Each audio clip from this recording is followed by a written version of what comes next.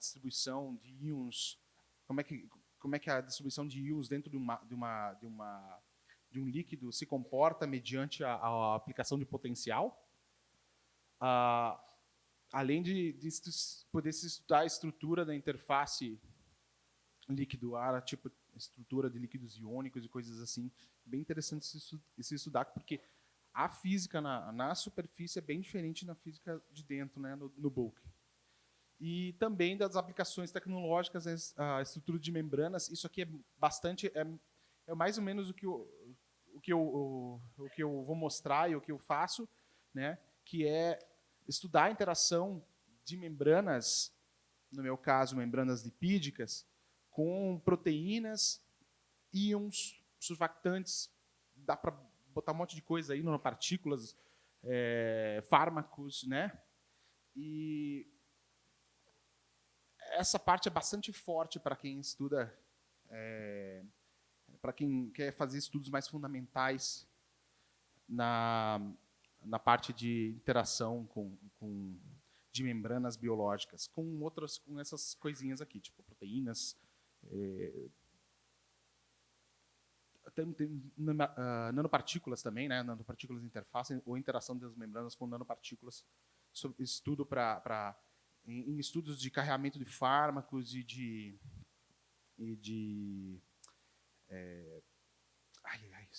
fugiu a palavra. E ver quão tóxico que são as nanopartículas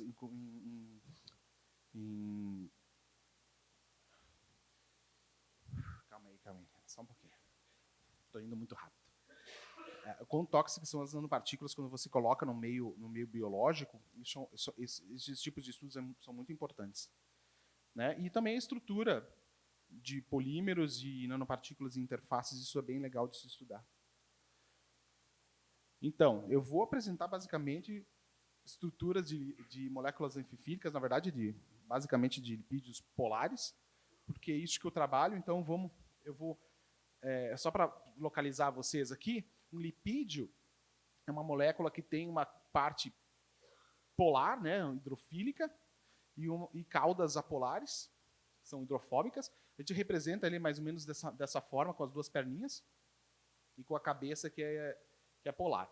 Quando você coloca em meio aquoso, ele auto-organiza em diferentes estruturas, né?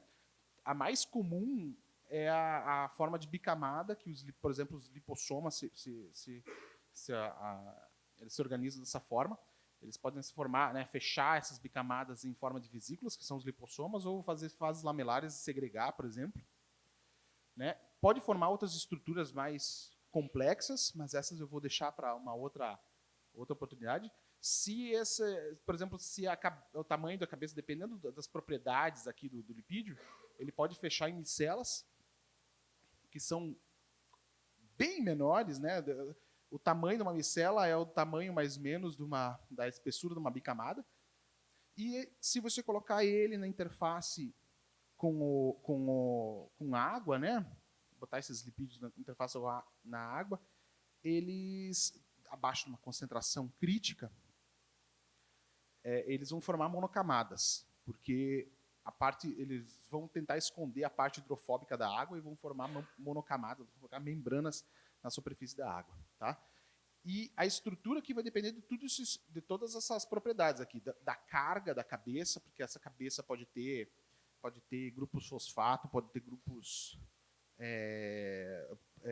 com nitrogênio que fica positivo, o fosfato que fica negativo. Tem outras formas de fazer essas cabeças ficarem carregadas, e a organização delas vai depender da carga, da área da seção reta, se a cabeça é maior, tem umas moléculas maiores aqui na ponta, ou se as caudas são pequenas, se tiver uma cauda só. Então, depende da saturação da cadeia das caudas apolares aqui, porque quando tem uma saturação, elas não ficam retinhas, bonitinhas assim, é como se tivesse quebrado a perninha assim, então ela fica mais aberta. Então a área fica maior, ele não consegue se empacotar. E também do tamanho da cadeia, porque quando a cadeia é muito pequena, por exemplo, você consegue fazer ele solubilizar em água.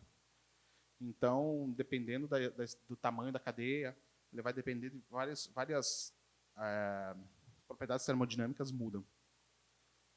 Então, aqui eu vou mostrar uma monocamada, estudo sobre em monocamadas, tá? São sistemas 2D, basicamente que você tem uma subfase, aqui é geralmente aquosa, mas dá para ser qualquer coisa.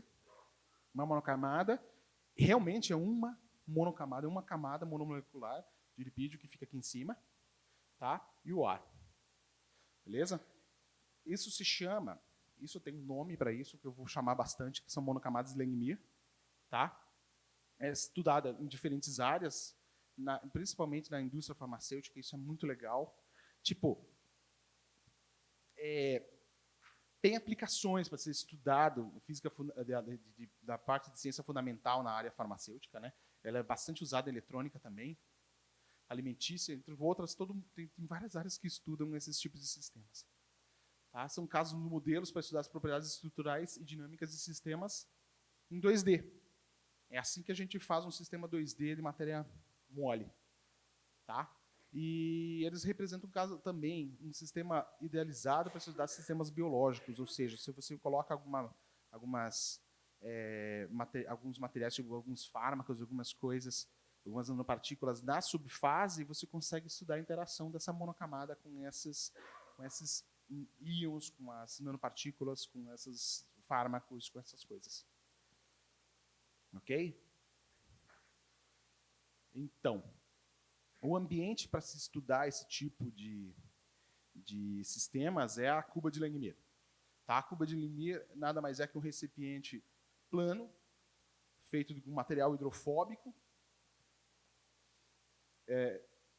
Você coloca água dentro, ela tem barreiras que permitem você mudar a área superficial. Você deposita seu material aqui em cima, espera o solvente evaporar. É bem simples para produzir esses filmes. Você basicamente bota os lipídios com solvente, pinga em cima da água, ele vai ficar na superfície. Tá? E aí você pode mudar a posição das barreiras e você pode comprimir esses filmes para chegar até um empacotamento do jeito que você quiser. Por exemplo, aqui está mostrando como o empacotamento pode mudar. É claro que isso aqui é só um esquema, né? Quando as moléculas estão muito separadas entre elas, você tem um sistema como se fosse um gás bidimensional.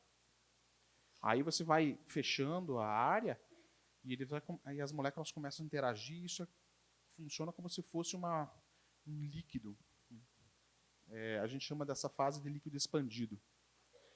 Quando a área por molécula começa a ficar tão pequena que as moléculas têm que começar a se organizar para achar o seu lugar, a gente chama essa fase de líquido condensada. E é legal porque quando você vai fechando as barreiras, você vai acessando essas diferentes fases aqui, né? E vai mudando a pressão superficial. Se vocês lembram que a pressão superficial, isso aqui eu não lembrava quando eu comecei a estudar, que a pressão superficial tem a ver com a tensão superficial. Então, se você aumenta a pressão superficial, você está diminuindo a tensão superficial. Então, você vai estar permitindo que a tensão da água, por exemplo, vai diminuir. Então, tem que cuidar para que teu filme não aconteça que nem aqui aconteceu, que ele simplesmente se destrua. Tá? Porque tem essa monocamada que está em cima da água muda uma propriedade macroscópica da água, que é a tensão superficial. Então, o que a gente faz aqui no laboratório? Nós fazemos experimentos para conhecer a estrutura desses materiais aí, como eles se comportam na presença de nanopartículas, de íons, de fármacos, de outras moléculas. Tá? Experimentos de G-SAX e GID, e vemos como que varia, né, essa estrutura quando você troca a composição da membrana ou da subfase, qualquer coisa da subfase que eu falei antes. Tipo, tipo as nanopartículas e as outras coisas aí, tá? Então, só que vocês não ouviram falar de saques nem GID aqui, né? Você só foi passado uma pincelada para vocês o que é cada uma dessas técnicas. Eu vou ter que entrar um pouquinho nelas agora para vocês entenderem o que a gente vai ver. Beleza? Então, G-Sax, se tu pensar no CGI aqui... Tá, calma aí, só um pouquinho. Vamos passar um pouco de teoria, vamos lá. Né? Eu vou explicar com isso aqui que vai ficar mais fácil. Né? Eu não quero entrar em detalhes do que é sax de novo, né? Vocês já sabem, né? Mas se eu definir sax como uma técnica de caracterização estrutural usada para estudar morfologia de nanoobjetos e grupos de nanoobjetos, eu posso definir G-Sax como uma técnica de caracterização estrutural sensível à superfície. Tá? Então, a única diferença delas é a geometria do experimento. Esse GI é o Grazing Incidence, que eu vou falar mais adiante. É a incidência rasante. Tá? Então, no SAX, você tem a amostra ali, você passa o feixe, ela atravessa a amostra, e você tem um volume iluminado. Né? Isso aqui que vai ser o elemento que vai espalhar o teu raio-x. No G-Sax, você coloca a amostra em incidência rasante, esse alfa aqui, alfa I, que eu coloquei aqui, é muito pequeno, tá? Nos experimentos que eu faço aqui com a cubo de Langmuir, é em torno de 0,13 graus, é bem baixo. E nessas condições, eu vou ter um volume bem pequeno que vai ser iluminado e vai ser só a superfície da minha amostra. Que eu quero, né? Porque meu filme é muito, muito fino. Se o meu raio-x penetrar na amostra, eu vou ter espalhamento de todas as coisas e não vou ver mais meu filme. Tá? Então, se aqui no SAX eu tinha um padrão assim, que o espalhamento era igual, era homogêneo em todas as direções aqui, né? Era isotrópico. No G-Sax eu não tenho mais um espalhamento isotrópico. Isso é bom e ruim, né? É muito bom porque agora eu começo a dividir a direção horizontal vai falar sobre a periodicidade horizontal da minha amostra e a direção vertical vai falar sobre a densidade eletrônica na vertical da minha amostra. Isso é muito legal porque no SAX a gente não consegue fazer isso daí. Agora a gente consegue, mas a complexidade da análise de dados quadruplica, né? Então, isso é bom e ruim. Então, o que muda na geometria de incidência rasante? Por que será que eu só vejo a superfície? Então, eu preciso falar algumas coisinhas sobre ótica de raio-x. Eu vou começar com a ótica do luz visível. Todo mundo sabe isso aqui, né? Se uma onda chega e ela encontra uma superfície, tipo a superfície da água, ela vai refratar. Né? Se a gente coloca uma colher dentro da água, ela parece que ela está quebrada, né? Da mesma forma, se eu pensar num raio que está saindo da água, ele também vai refratar. E vai ser no mesmo ângulo, né? Agora, se eu começar a mudar esse ângulo aqui, vai ter uma hora que ele vai sair rente, né, à superfície. E se eu continuar diminuindo o ângulo, eu vou ter uma onda refletida. Agora vai ter a reflexão interna total. Isso vocês já sabem, já estão sabendo, a gente falou várias vezes, né? No raio-x acontece, só que em vez de dentro do material para fora, a reflexão total ocorre de fora para dentro do material. Isso vocês viram na ótica de raio-x lá para ver os espelhos, como que os espelhos funcionam, né? Então, você vai diminuindo o ângulo, vai ter uma hora que vai ter uma alta intensidade do raio-x refletido, a reflexão externa total. Só que essa reflexão externa total, na verdade, eu não assisti todos os seminários, não sei se vocês pegaram isso, mas aqui não é que não penetra aqui.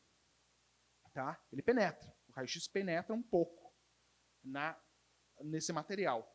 E ele penetra, se você fizer as contas aqui, isso só para ter uma noção de quanto que é o ângulo crítico.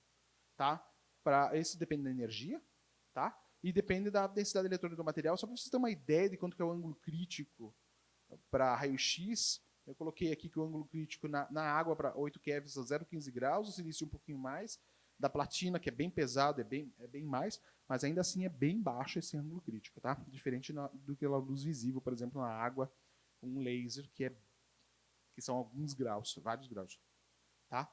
Então, se você dá um zoom aqui nessa região para ver como é que se comporta a luz aí, você vai ver que, na verdade, existe uma onda que se propaga no interior do material, tá? A intensidade dela é como se fosse uma exponencial. Isso, para quem faz... é uma resolução. Para quem sabe matemática, aí é uma resolução de uma equação de onda, né? Então, uma equação diferencial de segunda ordem, só que em vez de cair numa exponencial complexa, cai numa exponencial real.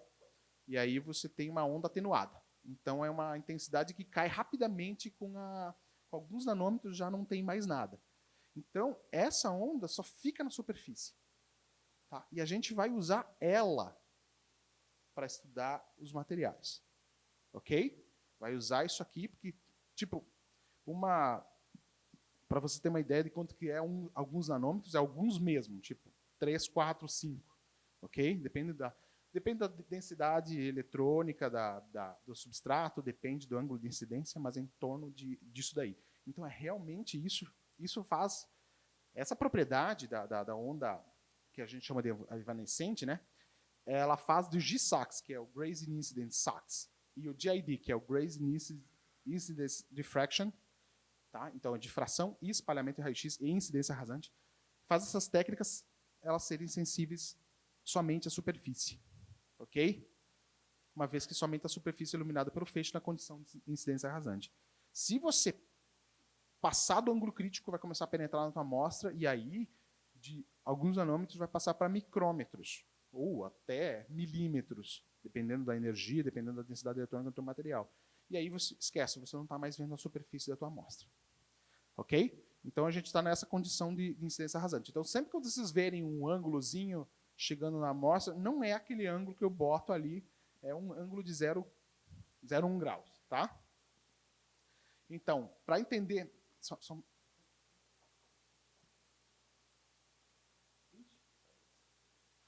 Então, só para entender, isso aqui é importante para a gente prosseguir. Entender um pouquinho o que eu estou vendo no padrão de difração. Isso aqui é o detetor, tá? Então, quando eu jogo feixe na minha amostra, vai ter... esse alfa aí, lembra que é 0, não sei quantos graus, 0,1 grau, tá? 0,2 graus. Dependendo da intensidade do feixe, eu vou acabar atravessando um pouco a amostra. Isso acontece, tá? E eu preciso botar um beam stopper para quem fez os experimentos acho que na MX, na SACS, viram que tem alguém que protege o detetor do raio-x direto. Tá? Então, você tem um beam stopper, que é esse negocinho mais aqui no meio, em azul escuro. Tá? Aqui o gradiente de cores, o vermelho é mais intenso, depois o laranja, amarelo, assim por diante. Você tem o horizonte da amostra, que também vai fazer uma sombra no teu detetor. E a partir do horizonte da amostra, você vai ter o sinal do feixe espalhado. Tá? Então, se tu olhar para cá, dá para ver pelo menos o feixe direto lá embaixo, bem fraquinho, porque também ele passou por todo o substrato, né, foi absorvido. O horizonte de uma amostra, que abaixo dele praticamente não tem nada. E acima do horizonte começa o meu espalhamento. Tá? Aqui a gente consegue ver esse pico de Oneda, que é um... Aí você vai ter que entrar nas contas ali para saber de onde que ele aparece, mas o que é importante saber dele é que ele aparece quando você está abaixo do ângulo crítico. Então, às vezes, quando você está fazendo um alinhamento da amostra, é difícil até encontrar a amostra por alguns detalhes, dependendo do experimento. Mas esse cara aqui vai te dizer, não, você está na tua amostra, você está abaixo do ângulo crítico. Isso ajuda bastante no que está acontecendo, saber entender o que está acontecendo. Tá? Então, o legal daqui é o seguinte, que nessa direção vertical, esse padrão de espalhamento vai me dar informações sobre a organização perpendicular à superfície da amostra. Tá? E na direção horizontal, vou me dar informações sobre a organização paralela à superfície da amostra. Ok? Se eu olhar esse desenho aqui, se eu tiver uma coisa que é tudo desorganizada, eu vou ter um padrão parecido com como se fosse uma difração de pó, aqui, um espalhamento em materiais que são isotrópicos. Tá? Vou ter anéis.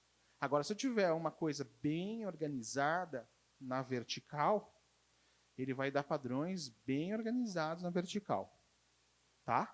E se eu tiver coisas bem organizadas na horizontal, eu vou ter padrões bem organizados na horizontal. Então, o legal de fazer isso, por exemplo, em membranas lipídicas, é que elas se organizam muito legal, tanto na horizontal quanto na vertical, certo? Na vertical tem a ver com no plano da membrana. Então, se você forma multicamadas e coisas assim, você vai ver nessa direção, vai ver periodicidades na direção vertical. E não na região de Sachs, mas na região de difração, lá para altos ângulos, todos os lipídios parecem como se fossem bastõezinhos assim. Então, agora você tem que imaginar que essa minha membrana é como se fosse pode ser vista como um cristal bidimensional, certo? Onde meus lipídios eles estão né, eles são os entes espalhadores. E se você pensar numa lei de Bragg agora para 2D, esses lipídios não vão formar planos, que nem a gente sempre chama na difração, mas vão formar linhas. E essas linhas vão difratar o raio-x, como se fosse na lei de Bragg. Aí aquele desenho da lei de Bragg em 2D, que vem os feixes e as bolinhas, funciona bem, porque é bem isso que acontece aqui. Não são mais planos atômicos, agora seriam planos de moléculas, mas não, como só 2D, seria uma linha de moléculas que você vai ter a difração. Certo? Então, você vai acabar tendo sinal de difração lá para alto ângulo. 20 e poucos graus. Então, chega um pouco de teoria, vou mostrar rapidão alguns exemplos. Tá? O primeiro é, de fato, o espalhamento de raio-x em membranas. Então, membranas lipídicas. Vai ter, então, a minha subfase, as minhas membranas ali, os meus lipídios aqui, formando a membrana. O padrão, se você for ver, esse aqui é o padrão de Gay-Sachs, tá? É o feixe direto.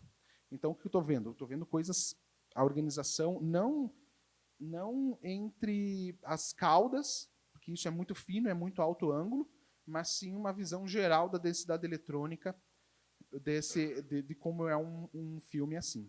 Se você pensar que eu não estou vendo, eu estou vendo uma coisa geral, como se fosse borrado as caudas, esse filme aqui ele vai ser constante todo no plano, né, no plano da membrana.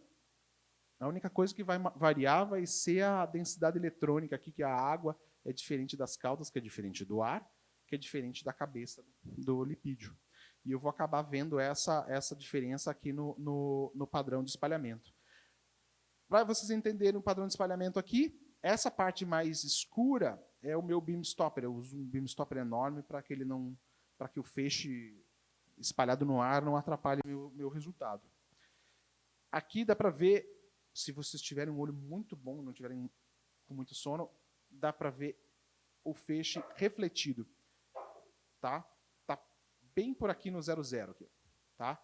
Esse cara mais intenso aqui, que também é bem suave, é o pico de Oneda dizendo, cara, tu tá espalhando na água, pode fazer o experimento que tu vai conseguir. Tá? E aqui não tem, basicamente não tem nada. Inclusive, se tu pegar um corte aqui, o teu sinal é tipo, não tem nada. Beleza? Por que não tem nada? Porque minha estrutura diz que não deve ter nada. Tá? Agora, se você for para a prancheta e fazer conta, você vai ver que se eu chegar mais perto do feixe direto, a água, agora isso depende de chegar perto do feixe direto, mas a água geralmente ela não fica parada, bonitinha ali, né, na horizontal. Ela forma ondas capilares nela, que é natural. Então, como ela está uma temperatura diferente de zero, ela acaba formando ondas na sua superfície. E essa onda, obviamente, ela não tem a normal dela, não é só na direção Z, ela forma nas outras direções, então você acaba tendo um espalhamento para fora do eixo Z. Então, se você chegar muito perto do plano especular, que seria o plano onde que o feixe forma com a reflexão, com o seu feixe refletido, você consegue chegar até um sinal que vai dar informações sobre a densidade eletrônica na direção vertical, ok? Então, esse corte que eu fiz aqui, que está em verde, ele vai dar um sinal diferente aqui do que uma linha reta, tá? Esse vermelho, em teoria, deveria ser uma linha reta, tá? E esse sinal a gente chama de GIXUS, que se chama Grazing Incidence X-ray of Specular Scattering. Off-specular quer dizer, simplesmente, ele está fora do plano especular. Plano especular é quando você incide o feixe na tua amostra, ela vai refletir raio-x, você forma um plano, certo? Então, você está logo no lado desse plano. E logo no lado quer dizer 0,1 grau, 0,2 graus. Tá? Então, isso para você ter essa resolução também com um feixe grande aqui no UVX, feixe grande de 1 milímetro, é grande, você acaba perdendo essa resolução de 0,1 grau, então você tem que melhorar teu feixe para conseguir esse sinal aqui. Tá? Isso aqui é tudo medido aqui, viu? Então, esse é o sinal de GIXUS. Isso aqui vai dar informação sobre a densidade eletrônica que eu descrevi mais ou menos assim, que é zero aqui no ar, sobe, tem a densidade eletrônica aqui das caudas, tem a densidade eletrônica da cabeça e a densidade eletrônica da água. Agora, se você imaginar que eu coloque alguma nanopartícula, ou algum fármaco, ou algum polímero, ou alguma outra coisa interagindo com essa membrana, ela vai mudar essa densidade eletrônica aqui, ok? E eu vou conseguir ver por esse sinal aqui de GIXUS onde que está interagindo esses entes que você colocou, ok? Então, só para mostrar para vocês uma simulaçãozinha.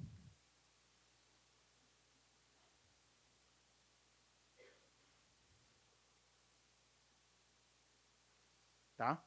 Aqui é um sinal, o preto é o experimental, ok? E o vermelho é a minha simulação.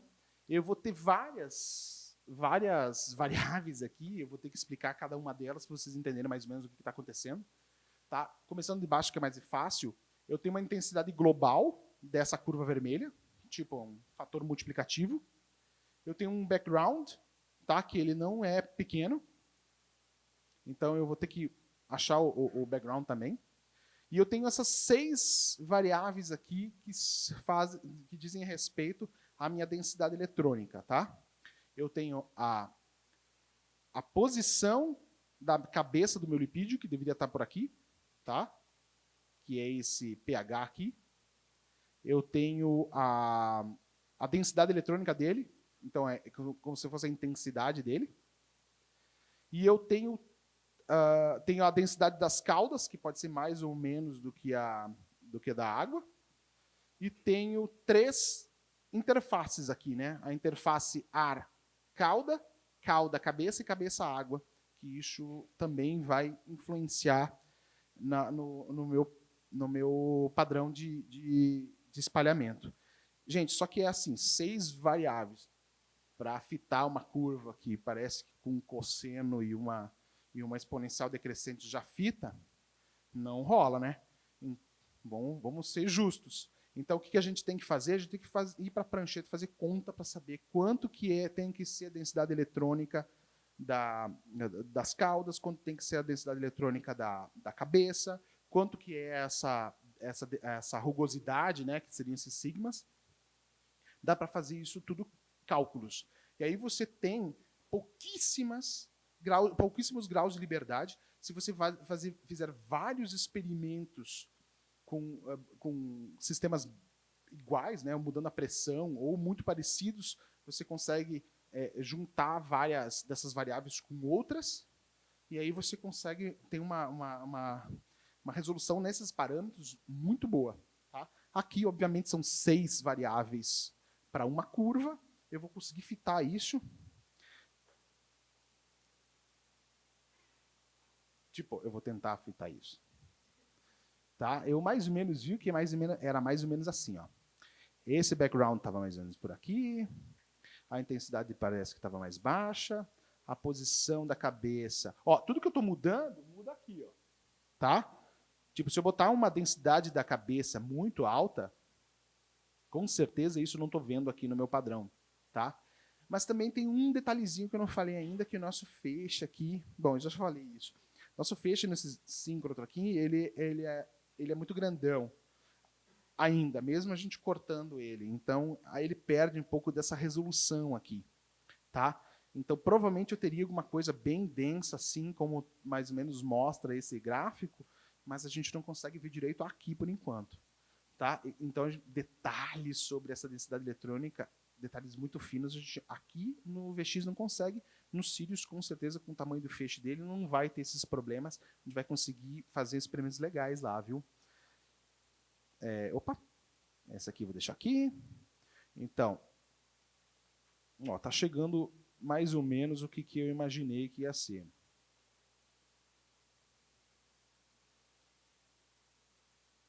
Vixe, agora para pegar o detalhe aqui, eu vou te contar, hein?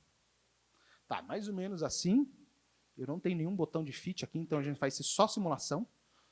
Então, com esse ajustezinho assim, a gente consegue informações então sobre a nossa densidade eletrônica. Essa que é a ideia de fazer essas medidas de Jigsaws aqui, saber conseguir informações sobre a densidade eletrônica. Ok? Gente, vocês podem interromper e perguntar, viu? Ok? Também pode não fazer nada.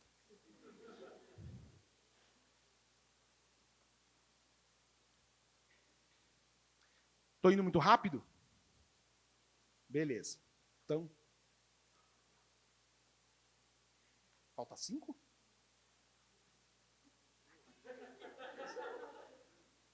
Estou indo devagar, então, pelo jeito. Gente, a outra parte que dá para fazer é a difração de raio-x. Essa difração é um pouquinho diferente, é um sistema 2D. E eu confesso que eu nunca tinha feito essas contas, eu sempre sabia da teoria, mas nunca tinha ido para a prancheta fazer as contas. E eu fiz essas contas alguns dias atrás. Então, eu me deparei com algumas dificuldades. Mas o legal da difração é que... bom, deixa eu explicar o que vocês estão vendo aqui. Aqui vocês estão vendo um detetor de área colocado... Isso aqui é lá em alto ângulo, lá em 20 graus. Tá? O que vocês estão vendo aqui são 2 picos de difração. Um aqui, bem fraquinho. E um aqui, mais intenso. Tá? Esse aqui parece que está cortado pela metade. De fato, ele está cortado pela metade. Tá? Porque ele está tocando aqui perto do zero. Lembra que tem aquele pico de Oneda. Certo? Então, o pico de Oneda, ele corta esse pico que ele deveria vir até aqui embaixo. Tá? Por que ele não vem para baixo? Porque eu estou espalhando para dentro da água. Ok? E para dentro da água ela vai absorver. Beleza? Então eu só consigo ver metade dele. E esse cara está fora do plano. Ele está para... Se a gente sempre... Quem viu as aulas da semana passada entende que o pico de difração tem a ver com a direção de periodicidade do cristal, né? Então, se tu tem uma periodicidade só em 2D, tu pode pensar que os picos todos deviam só ir para ficar no plano. Mas não, dependendo de como o arranjo atômico está colocado, esses picos acabam saindo do plano. E aqui é a explicação disso. Ó. Se você tiver uma rede, por exemplo, hexagonal, que essa aqui é uma rede hexagonal, tá? Se eles estiverem todos retinhos, Se tu botar o lipídio, né, alguma coisa, a molécula, e elas ficar toda retinha assim, os picos, a periodicidade de fato da densidade eletrônica vai ser na horizontal. Agora, se eles começarem a deitar, como os lipídios geralmente fazem, essa periodicidade começa a ficar na diagonal. Certo? Eles ficam tortinhos assim e começam a ficar na diagonal. Então, dependendo da direção onde que eles tombam, onde que esses lipídios vão tombar, vai ter uns picos que vão ficar no chão e outros que vão ficar na direção Z. Tá? Isso eu acho bem legal, e quando você aperta também, você diminui a área por molécula, se vocês lembram daquele slide que eu mostrei das barreirinhas, esses lipídios que eles estão deitadinhos assim, eles começam a se organizar melhor, porque começou a diminuir a área, certo? E aí, então, esse pico aqui, que ele está lá em cima, ele começa a descer e se juntar com esse cara aqui. Tá? É uma coisa bem legal de se ver no experimento. Aqui, a gente conseguiu fazer um experimento, aqui no LNS, a gente conseguiu fazer um experimento desse. Tá? Isso aqui é diplopterol, certo? A 25 milínewtons por metro. Então, se a gente olhar a direção Z, eu vou ver aqui, bom, e a QXY, que a gente chama do plano do QXY, e a direção fora do plano QZ, a gente vai ver dois picos pequenininhos ali, e a posição deles vai dizer sobre o arranjo bidimensional, né, em cima da água, e como ele cai em função do QZ vai dar informação sobre a espessura dessa membrana. E aqui eu fiz uma simulaçãozinha, que vai ser uma das últimas coisas que eu vou mostrar para você, tá? Que não tem mais tempo. Deixa eu ver. Tá aqui. Gente, só que é o seguinte, eu fiz umas contas e tem uns errinhos pequenininhos aqui, mas eu acho que a mensagem geral eu vou conseguir passar para vocês, tá? Então, olhem para cá. Eu tenho uma rede bidimensional. Esses são os átomos vermelhos que eu botei aqui, tá? Essa rede é hexagonal. Ele forma um hexágono aqui, tá? Então, de novo, o QZ e o QXY aqui, certo? A posição, fica difícil de ver, mas a posição desses picos aqui vão ser dadas pela base, pelo A, B e pelo gama. Ou seja, o A, que é essa direção, o B, que é essa direção aqui, na verdade, na diagonal, e o gama, que é o ângulo entre eles. Então, quando eu mexo A, o pico move. Tá? Quando eu mexo B, o outro pico move. Porque eu estou pegando o pico 1, 0 e o 0, 1. Tá? Então, não tem uma mistura entre esses picos aí, esses índices de Miller. Tá? E o gama mexe os dois, né? Agora, eu acho que eu fiz um errinho nas contas, por isso que a posição deles não dá para se concentrar bem na posição, tá? Mas a parte legal aqui, que quando você... Então, veja que essa intensidade daqui, ó, de baixo até em cima aqui desse pico, parece bem constante, tá? Tá bem com o vermelho bem homogêneo. Quando eu começo a colocar mais átomos aqui, ó, agora meu lipídio virou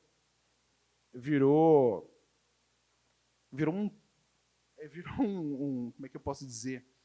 É unidimensional, tá?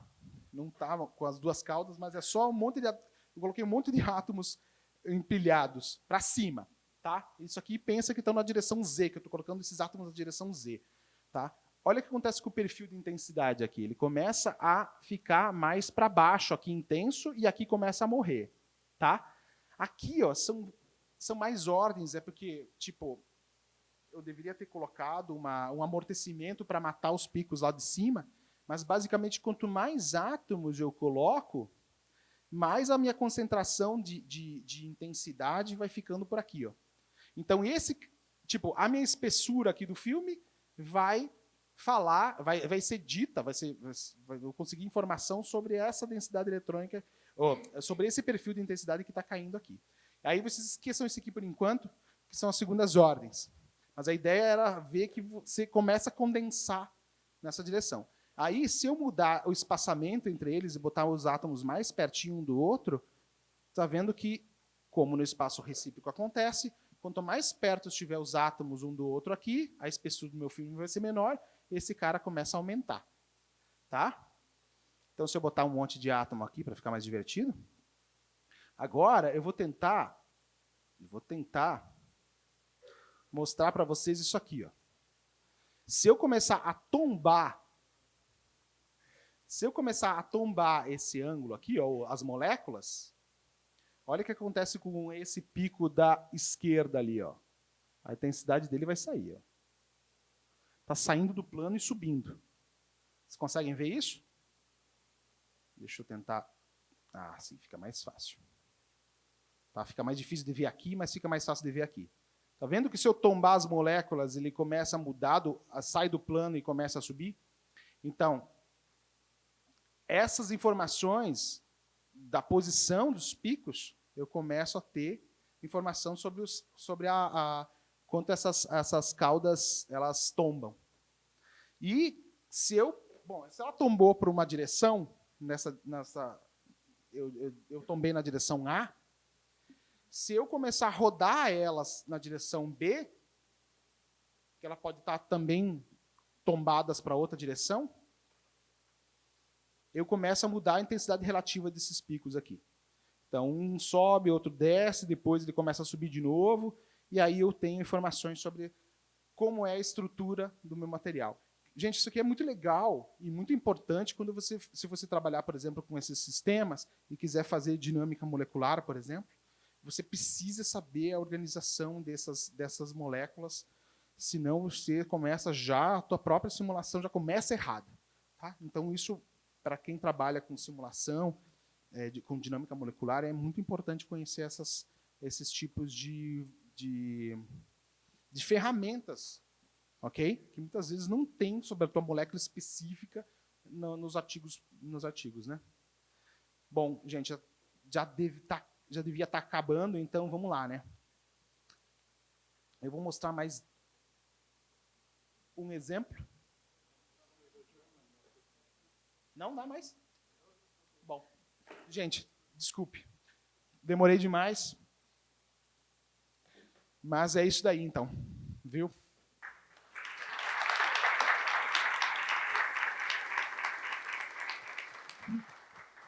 Bom, gente, a gente tem tempo para uma pergunta rápida para o Antônio.